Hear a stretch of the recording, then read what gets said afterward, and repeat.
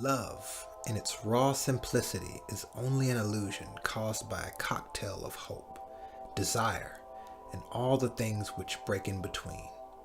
If we enjoyed how the journey of love made us feel, we would risk it more often.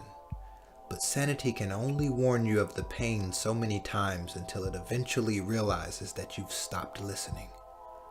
It is only then that sanity believes in the chaos love causes, denies destiny a fair go, and gives up on you.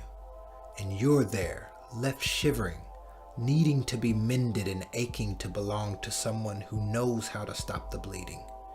But what sanity fails to understand is that your place in life is not the result of bad love, just bad choices.